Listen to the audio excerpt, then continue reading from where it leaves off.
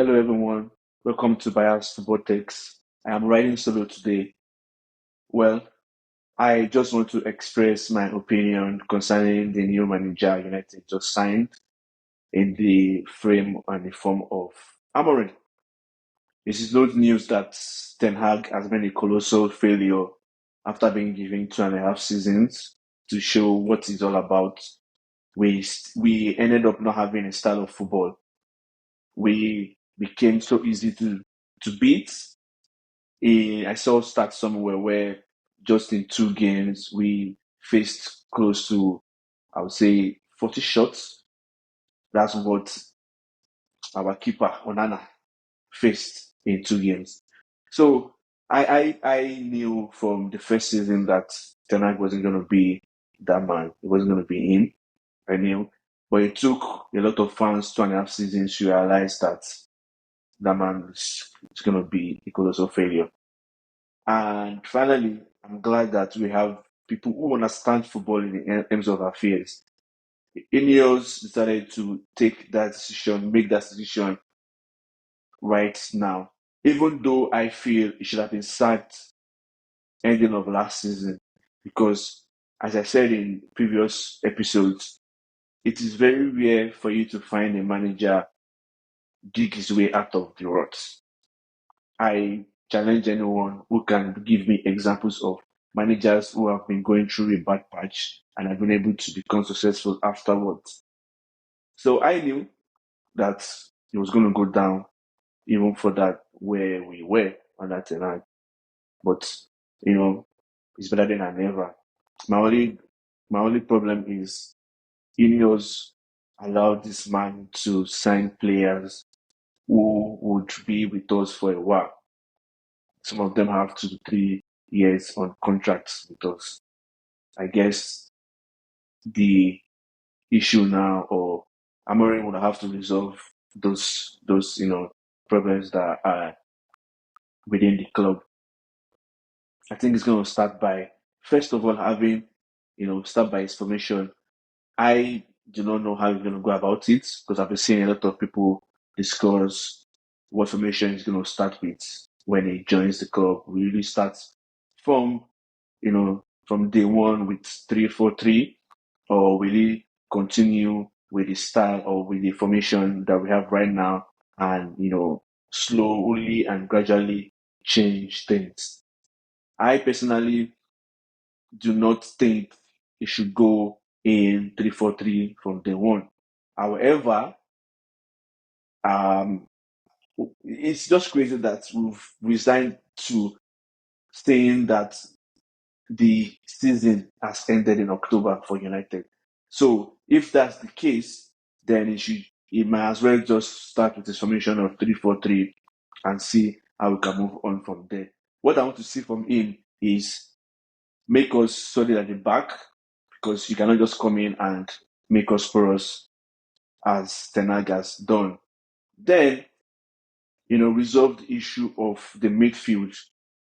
I still have the opinion, or I'm of the opinion that our best midfield, regardless of the permutation, regardless of who you bring in, has Ugarte and Casemiro in there. A lot of United fans will prefer Maino to either of those two gentlemen I mentioned. But in a very top club, I think Maino should be on the bench, should come off the bench. But because of where United is right now, we are looking for all angles for any form of quality. So I guess that's why Maino is having a lot of playing time. But I don't want him to burn out early. I want him to be eased into the formation. But that man is playing above his age. I understand that. So, but moving forward, I want us to resolve that issue in the midfield.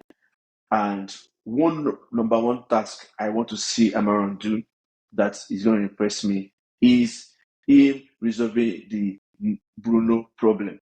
Now, what do I consider as Bruno problem? Bruno doesn't help the midfield because he wants to be a supporting striker. When Bruno gets the ball, or when Casemiro or Gatti gets the ball, Bruno is not close by to get the ball off there. It's very close to our striker. And that's where Ericsson, in my opinion, is better in that regard because Ericsson is close. Ericsson gets the ball where it's supposed to be in the midfield. Now, if Amorim can resolve that problem where Bruno intelligently knows where to be on the field to help the midfield and also help the attack. It's not every time when we get the ball, everybody's running forward. When Ugarte or Casemiro gets the ball, you have Rashford or Garnacho on the left running all the way up. You have Ahmad or whenever Anthony decides to play running, bombing forward. Then you have the striker who's supposed to be up front coming in deep. So I don't understand that concept. But if Amorim can resolve that for me, then I would give him an applause. Get Bruno more involved in the game and also sit him down. Let him understand the fact that it's not every time you kick the ball up front. It's not every time you bump the ball up front. Sometimes hold the ball a little bit, 1 or 2 seconds, allow everybody be in the right position, then you can make that pass. So the Bruno problem, once it's resolved, then we'll move forward. Because we have to be frank, United will not play well if Bruno is not playing well. That is just fact. Unfortunately, you have a lot of fans who believe that Bruno is not that guy for us. But I define that regard. Then in the attack, that is the most important part for United right now. That's our huge problem. We've had that issue for a while now. Garnacho, Rashford, uh, you know, I would put in Bruno in there. Ahmad, Anthony, Zexi, Oiland. These guys, when they get in the final third, they just run out of ideas. They are bereft of ideas, which I trust Amorim because I've seen him play. I've seen how he's been able to help the strikers have a lot of chances. When you play well, you create a lot of chances for your strikers. Even if they miss chances, out of say 20 chances, they will take 2, 3, and which results in goals. And that's more than enough to win games, provided your defense is not conceding goals. So a nice combination in that forward line will do us a huge, good. Zexi, I don't know that man. I don't know what Ten Hag saw in that man. I don't want to see him playing a lot of games because it seems like he's not match fit. He delays the ball too long. Then you now have Oiland who wants to fight the defender. He's not interested in getting the box in and scoring. All he wants to do throughout the game is fight the defender.